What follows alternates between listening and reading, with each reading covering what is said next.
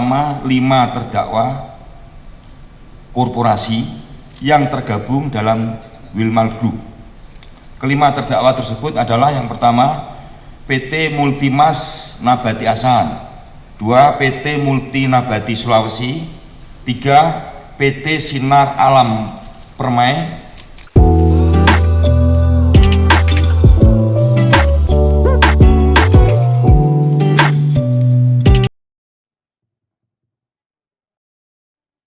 Baik, Assalamualaikum warahmatullahi wabarakatuh.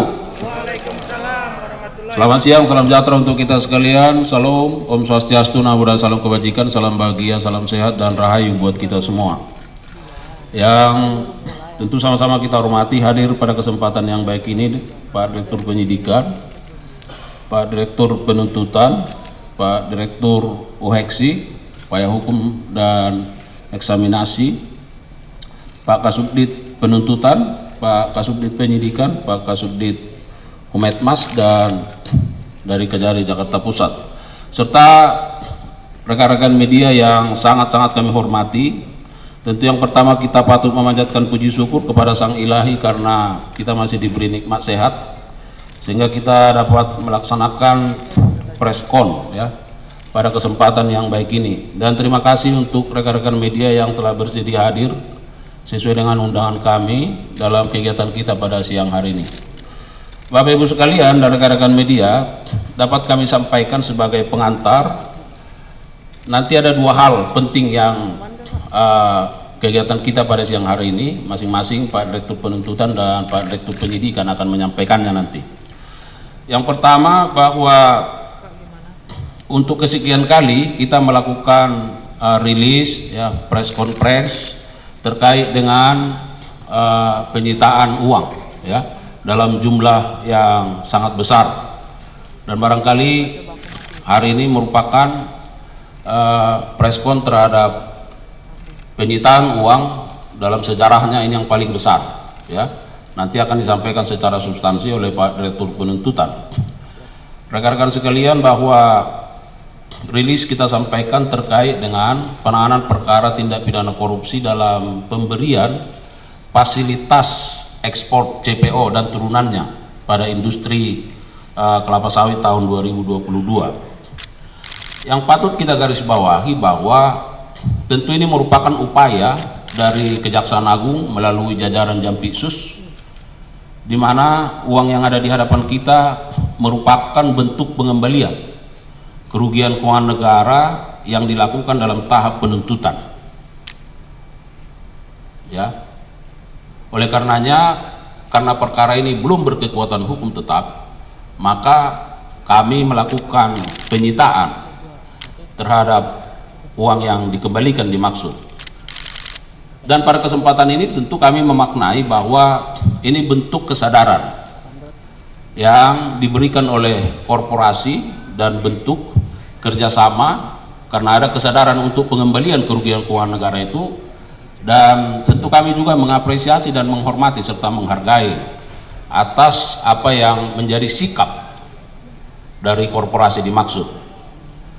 Dan kita harapkan tentu dengan upaya-upaya pengembalian ini juga akan menjadi contoh bagi korporasi yang lain atau bagi pihak-pihak yang lain yang sedang berperkara, bahwa sebagaimana kami maksudkan, upaya-upaya penegakan hukum yang represif harus sebanding, linear, sejalan dengan upaya-upaya pengembalian kerugian keuangan negara dalam rangka pemulihan keuangan negara.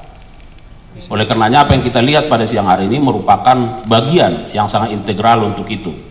Dan yang terakhir, sebelum Pak Direktur Penuntutan dan Direktur Penyidikan menyampaikan sesi substansinya, saya juga mau menyampaikan, karena perkara ini menyangkut masalah persawitan kita, tentu kita juga memaknai bahwa dengan penanganan perkara ini dan upaya pengembalian ini tentu akan berlinear juga dengan bagaimana industri sawit kita terus bisa berkembang dan baik, karena menyangkut masalah ketahanan pangan nasional, masalah kedaulatan hukum.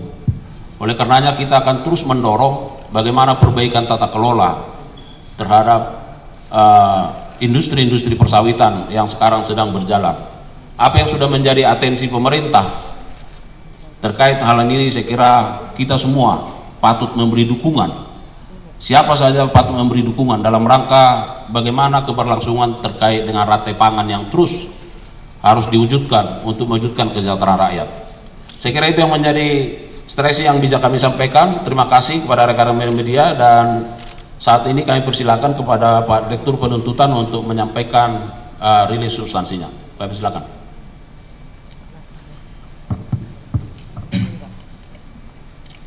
Terima kasih.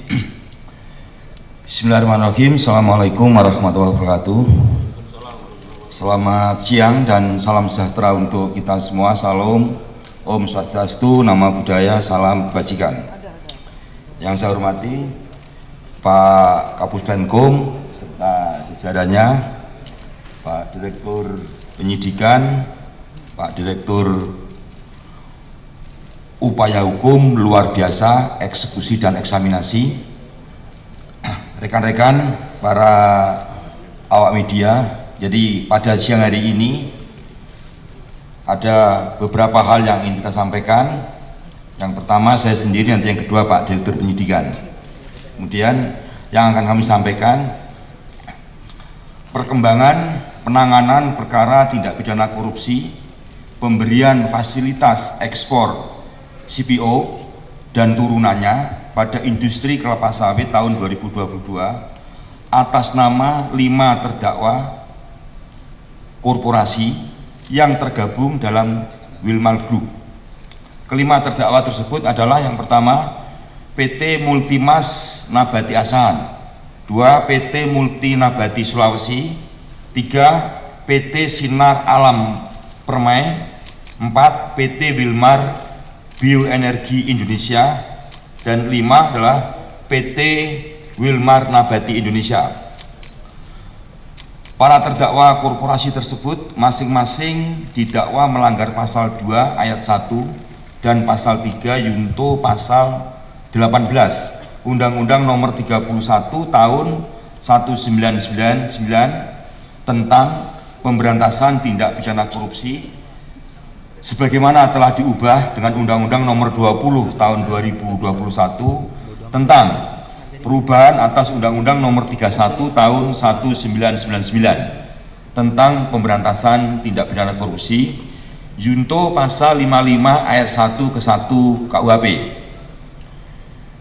Seperti yang telah kita ketahui bersama, kelima terdakwa korporasi tersebut di Pengadilan Tipikor pada Pengadilan Negeri Jakarta Pusat telah diputus oleh hakim dengan putusan lepas dari segala tuntutan hukum, sehingga penuntut umum melakukan upaya hukum kasasi yang hingga saat ini perkaranya masih ada dalam tahap pemeriksaan kasasi.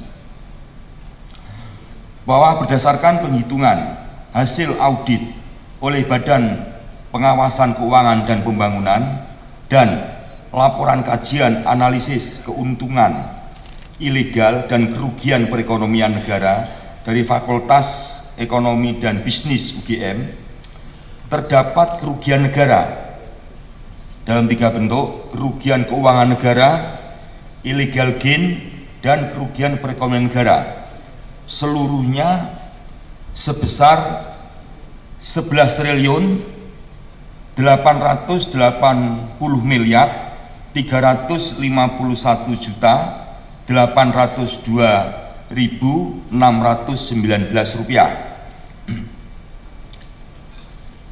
Dengan perincian tadi saya sebutkan, yang pertama PT Multimas Nabati Asahan sebesar 3 triliun 997 miliar 42 juta 917.832 rupiah 42 sen. PT Multi Nabati Sulawesi sebesar 39 miliar 756 juta 429.964 rupiah 94 sen.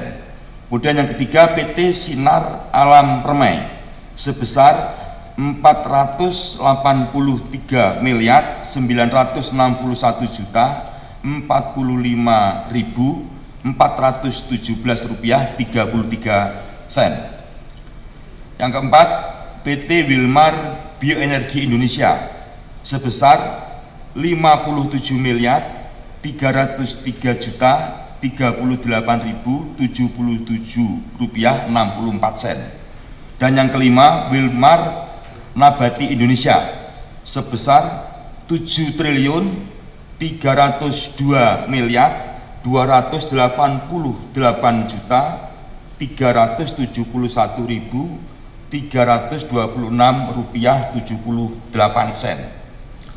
Bahwa dalam perkembangannya, kelima terdakwa korporasi tersebut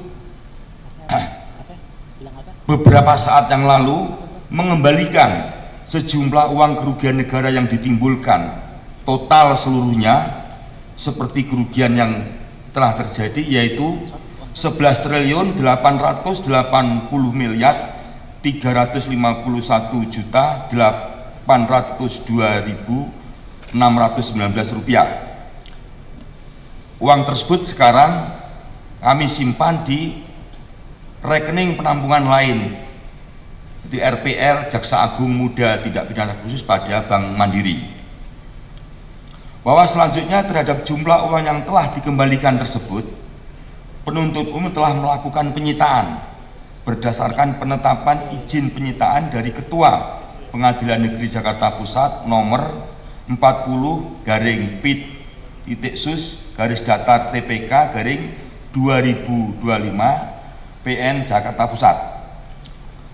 Penyitaan tersebut dilakukan pada tingkat penuntutan dengan mendasarkan ketentuan pasal 39 ayat 1 huruf A junto pasal 38 ayat 1 KUHP untuk kepentingan pemeriksaan di tingkat kasasi.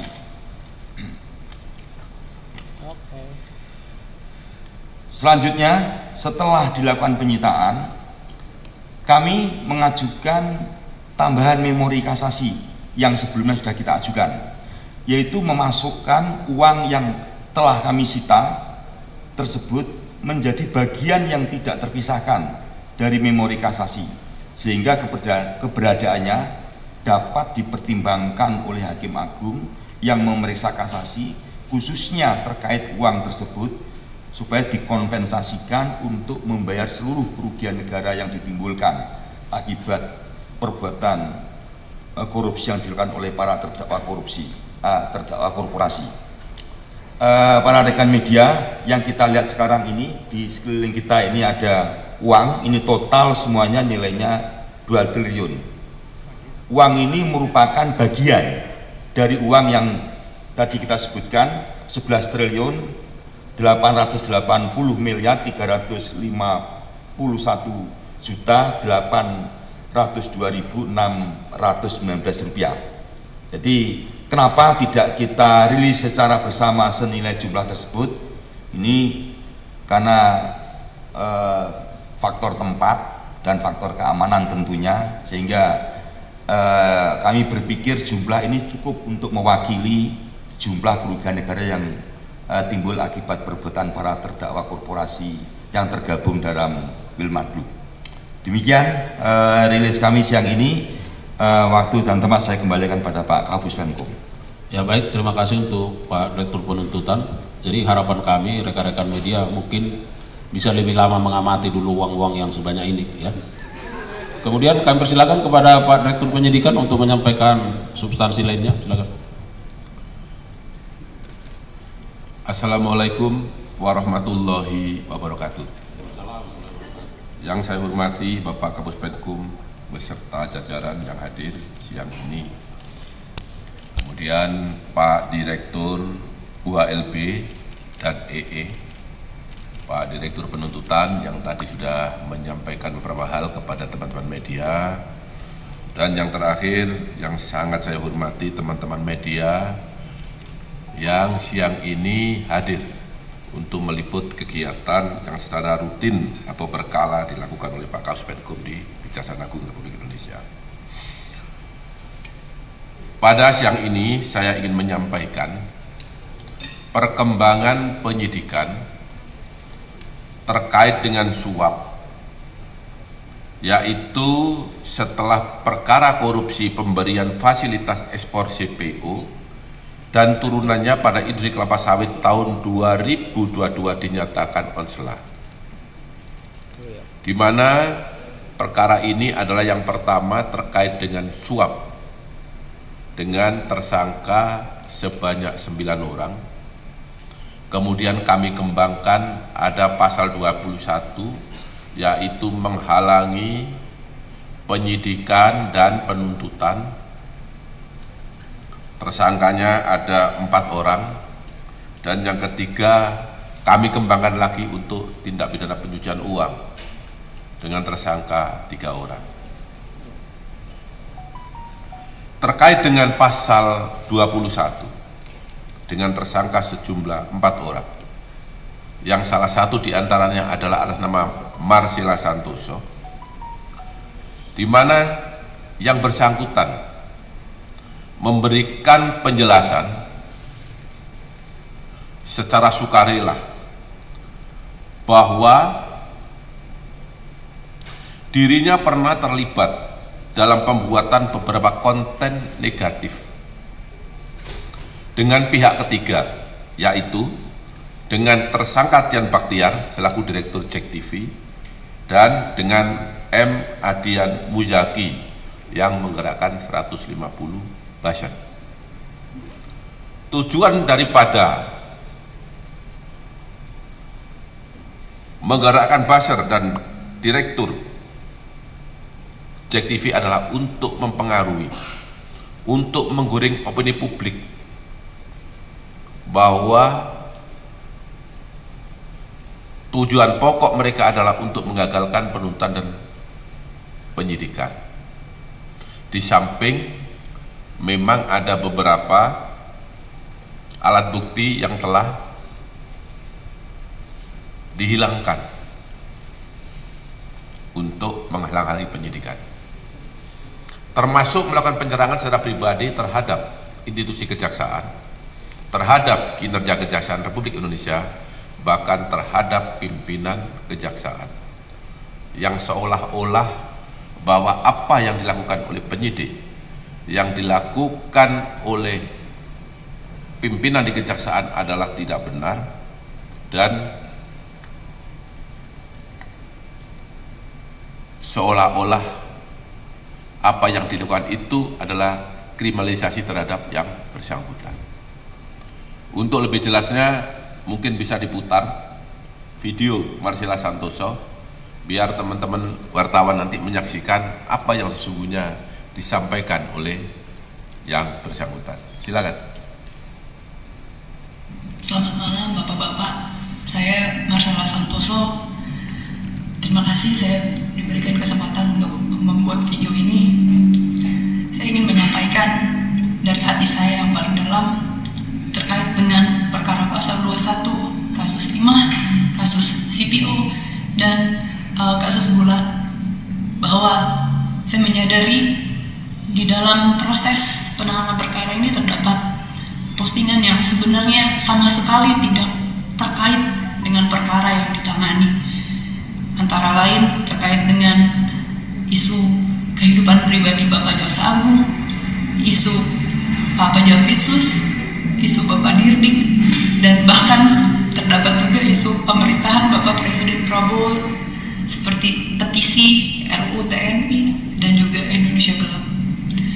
Bahwa saya sangat menyesali dan sangat menyadari bahwa apapun dan bagaimanapun ceritanya, baik itu kelalaian saya tidak mengecek ulang isi konten, ataupun kelalaian dan luputnya saya mengecek dan meneliti kembali dan fokus terhadap apa yang disampaikan, saya menyadari bahwa konten-konten tersebut memberikan rasa sakit bagi pihak-pihak yang terkait dan terdampak. Untuk itu dari hati yang paling dalam saya sampaikan penyesalan, dan saya meminta maaf kepada bapak-bapak dan mungkin pihak lain yang terkait dan terdampak, bahwa saya sejujurnya tidak pernah merasa ada ketidaksukaan atau kebencian secara pribadi, baik dengan institusi ataupun dengan pemerintahan ataupun dengan personal. Karena di dalam chat saya dan sudah dimasukkan ke dalam BAP. Salah satunya terdapat percakapan yang antara saya dan rekan saya sampaikan bahwa ada baiknya juga APH ini seperti Bapak Febri. Dan sebenarnya pendapat pribadi saya juga salut dengan warna penegakan hukum dan semangat penegakan hukum yang begitu tinggi di dalam institusi ini. Itulah pendapat pribadi saya, sehingga saya tidak pernah ada kebencian pribadi dengan institusi ini ataupun pemerintah. Bahwa hingga terdapat konten-konten yang ternyata baru saya ketahui banyak juga di dalam penyidikan ini, saya apapun dan bagaimanapun ceritanya saya sampaikan permintaan maaf, terutama bagi pihak-pihak yang tersakiti dan terdampak, bahwa saya tidak bisa melakukan apapun. Saya sebagai manusia, saya hanya bisa meminta maaf, dan saya mendoakan bahwa rasa sakit, rasa ketidaknyamanan yang dialami oleh pihak-pihak terkait dan terdampak akan dipulihkan oleh Tuhan dan akan dibalas dengan berkat dan berkah yang selalu berkelimpahan dan melindungi perjalanan karir Bapak-Bapak ke depan dan perjalanan pemerintahan Indonesia yang sangat saya cintai ini. Semoga pintu maaf masih bisa terbuka setidaknya bagi saya, dan saya berdoa untuk yang terbaik ke depannya Bapak-bapak semua. Terima kasih. Amin ya rabbal alamin. Teman-teman jurnalis yang saya hormati, bahwa setelah tadi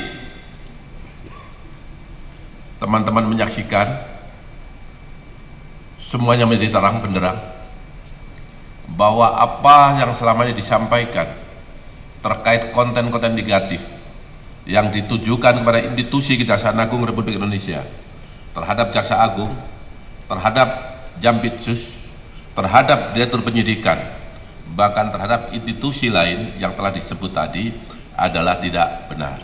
Ya, ini klarifikasi secara nyata dan tidak ada unsur paksaan atas kemauannya sendiri, sehingga masyarakat kami harap menjadi paham, menjadi semakin tahu bahwa yang selama ini dibangun narasi-narasi negatif adalah tidak benar.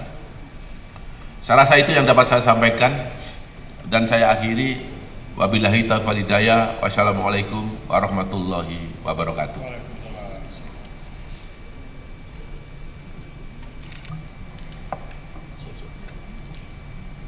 Baik, rekan-rekan media, yang pertama, karena yang bersangkutan menyampaikan dengan terbata-bata, saya lihat tadi kita hening, ya, agak tegang saya lihat. Itu menandakan ada rasa empati juga dari rekan-rekan media. Ya. Yang kedua, bahwa penayangan ini adalah atas permintaan yang bersangkutan, ya, atas permintaan dan seizinnya, sehingga harus kami sampaikan. Mumpung kita preskon terkait dengan pengembalian kerugian keuangan negara, penyitaan uang ini, maka kesempatan ini kami gunakan karena ada juga kaitannya, ya. Yang ketiga, bahwa kalaupun demikian kami tetap tegar selama ini, ya. Kami tetap tegar, tetap kuat, dan tetap semangat. Karena yang paling penting adalah bagaimana kami menunjukkan kinerja terbaik untuk melayani masyarakat. Itu poinnya, ya. Jadi sekali lagi terima kasih rekan-rekan media. Kita buka sesi tanya jawab, kalau ada silakan, tidak usah banyak-banyak karena sudah lengkap. Ada dari kompas.com, kasih mic-nya, silakan Mbak. Yes, okay. Selamat siang Bapak-Bapak, saya Sela dari kompas.com. Pertanyaan saya ada dua Pak. Satu terkait dengan yang CPO Wilmar itu, tadi kan sebenarnya Pak Hari sempat menyebutkan kalau uang 11T ini akan digunakan untuk membangun kembali atau memperkokoh lah sawit di Indonesia, industrinya. Itu maksudnya nantinya setelah keputusan ini inkrah, apakah 11T ini akan dikemanakan uangnya? Apakah memang jadi keputusan negara atau memang sengaja dibuat untuk ini untuk mungkin kita membeli lahan sawit lagi atau membuat teknologi baru lagi seperti itu nanti akan seperti apa Pak? Karena kan di Kejagung sendiri ada Satgas PKH ya, apakah penyalurannya akan melalui sana atau prosesnya seperti apa? Kedua Pak, terkait dengan pernyataan dari si Marcella, ini kan tadi memang disebutkan fokusnya Kejagung adalah soal narasi negatif kepada Kejagung. Tapi tadi Marcella sempat menyebutkan soal ada RUU TNI, RUU Indonesia Gelap. Itu apakah maksudnya dia menunggangi momen itu atau justru dia yang membuat isu itu sebenarnya Pak? Itu kan dua hal yang berbeda ya. Karena kan RUU TNI dan RUU demo-demo lain itu kan berasal dari suara masyarakat lah. Apakah memang dia juga yang membuatnya? Itu aja. Terima kasih Pak. Baik, silakan Pak Dirtut dulu, baru nanti Pak Dirdik. Terima kasih. Tadi kaitan dengan CBO ini, uang yang sudah disita ini mau dikemanakan? Apakah mau dipakai untuk kegiatan pembangunan tata kelola sawit yang sekarang dilakukan perbaikan, ataukah ini bagaimana? Jadi saya jelaskan ya, terkait uang penyitaan ini hubungannya dengan perkara tidak pidana. Maka uang ini nantinya akan dikemanakan adalah sesuai dengan putusan perkara pidana itu sendiri. Jadi simpel seperti itu. Nah, jadi tidak ada kaitannya dengan kegiatan Satgas PKH. Jadi ini pure lari atau murni penanganan perkara tidak pidana korupsi yang nantinya kemana uang larinya akan disesuaikan dengan atau dilaksanakan sesuai dengan putusan Mahkamah Agung setelah nanti diputus. Itu, terima kasih.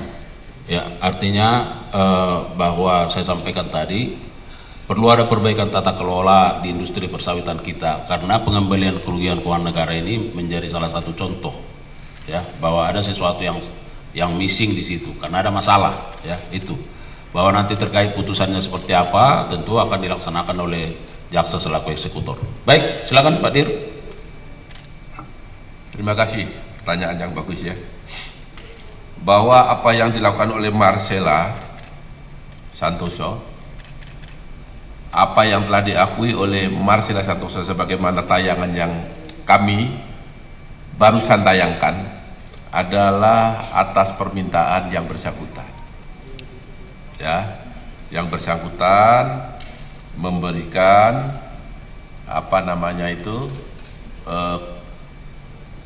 persetujuan untuk ditayangkan. Kemudian terkait dengan yang telah dilakukan, yaitu menyerang institusi Kejaksaan Republik Indonesia terkait dengan pelaksanaan penyidikan dan penuntutan, menyerang Jaksa Agung, menyerang Jampitsus, menyerang Direktur Penyidikan, bahkan para penyidik yang dianggap pekerjaannya tidak benar.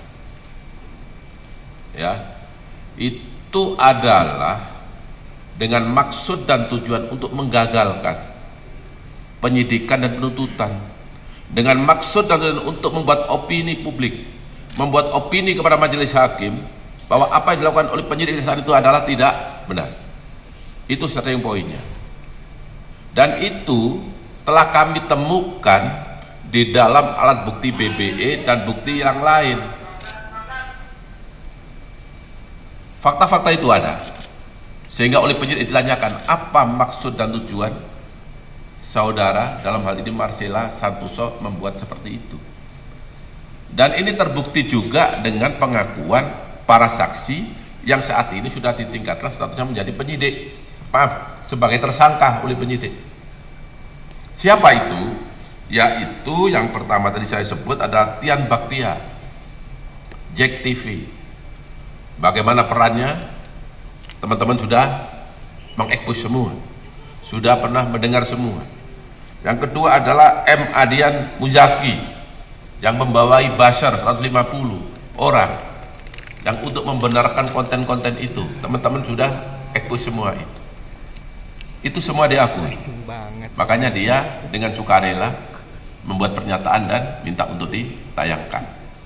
Kemudian untuk institusi lain, kami tidak masuk ke wilayah itu, tetapi karena memang di BBE-nya ada, kami tanyakan, apa maksud dia membuat Indonesia Gelap, konten-konten negatif? Apa dengan kaitan RUU TNI? Nah, ini kami tidak tahu ya, yang tahu yang bersangkutan. Tetapi karena ini ada di BBE, ya mau tidak mau tetap masuk di dalam pertanyaan penyidik, karena satu kesatuan dengan penyerangan terhadap institusi kejaksaan dan para pimpinan Kejaksaan Agung Republik Indonesia. Saya rasa cukup ya. Baik, saya kira jelas ya. Ada yang lain? Silakan.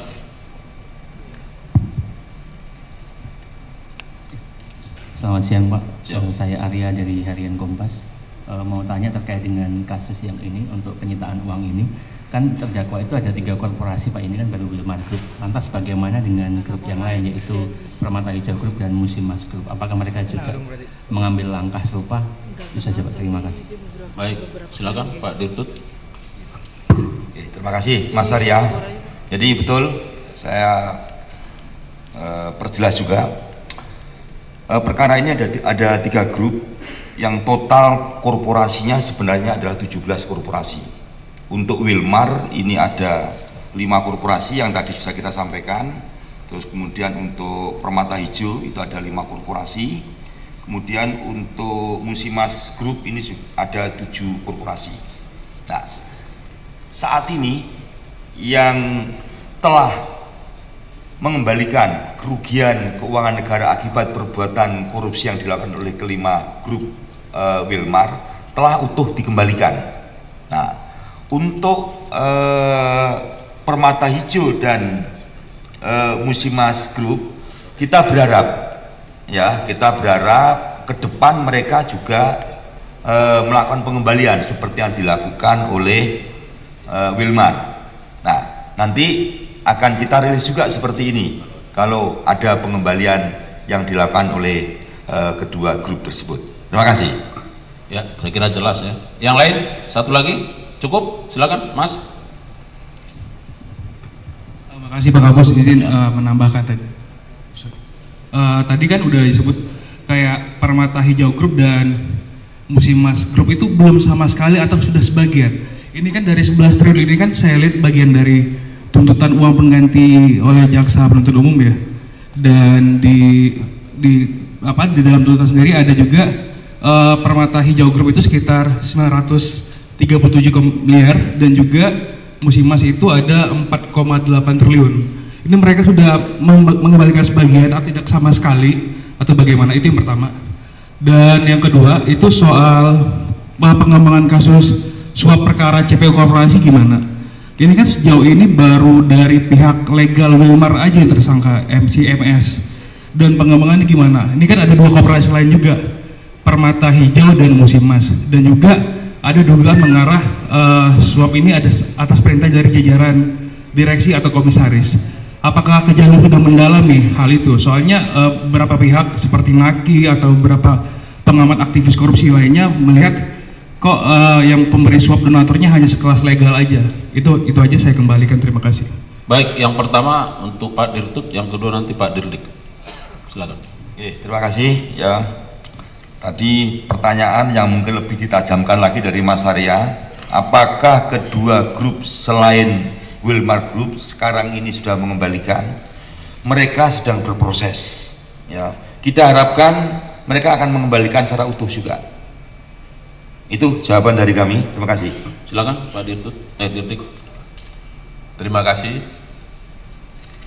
Terkait dengan pengembangan perkara suap, memang sampai saat ini penyidikan sedang berlangsung. Mungkin dalam waktu yang tidak terlalu lama segera kami limpahkan ke tahap penuntutan untuk dalam persidangan di pengadilan. Berdasarkan alat bukti yang diperoleh oleh penyidik, sampai saat ini penyuap dari Wilmar Group adalah Muhammad Syafi'i yang kebetulan jabatannya adalah sebagai legal. Ya. Pertanyaannya adalah apakah ada tersangka lain? Itulah yang saat ini sedang kami cari. Tetapi penyidik bekerja berdasarkan alat bukti. Ketika alat bukti cukup, siapapun yang terlibat pasti akan ditetapkan sebagai tersangka. Kalau memang belum ada, berarti kami belum mendapat kecukupan alat bukti untuk pihak lain. Karena tidak semudah apa yang digambarkan orang di luar sana, bahwa semua itu korporatif. Tidak semua dibuka terang benderang. Nanti silakan disaksikan di pengadilan apa jawabannya dia. Ketika nanti ada tersangka lain, pasti penyidik akan tetap sebagai tersangka. Ya, itu jawabannya. Baik, saya kira cukup ya.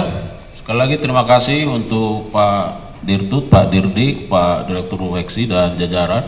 Sekali lagi terima kasih yang tulus kami sampaikan kepada rekan-rekan media dan seluruh lapisan masyarakat yang selama ini telah memberikan dukungan yang terbaik bagi institusi kejaksaan yang terus bergerak ke arah yang lebih baik. Semoga dengan upaya-upaya kerja keras kita ini, maka bagi kami masyarakat akan terus terlayani dengan kinerja-kinerja terbaik yang akan kami torehkan secara terus-menerus. Sekali lagi kami terus menginginkan ada dukungan dari media, dari masyarakat. Kita bersama-sama melakukan penegakan hukum yang bermartabat dan tentu sesuai dengan kapasitas kita masing-masing. Sekali lagi terima kasih, salam hormat. Kalau ada kekurangan mohon maaf. Billahi taufiq wal hidayah. Wassalamualaikum warahmatullahi wabarakatuh. Waalaikumsalam.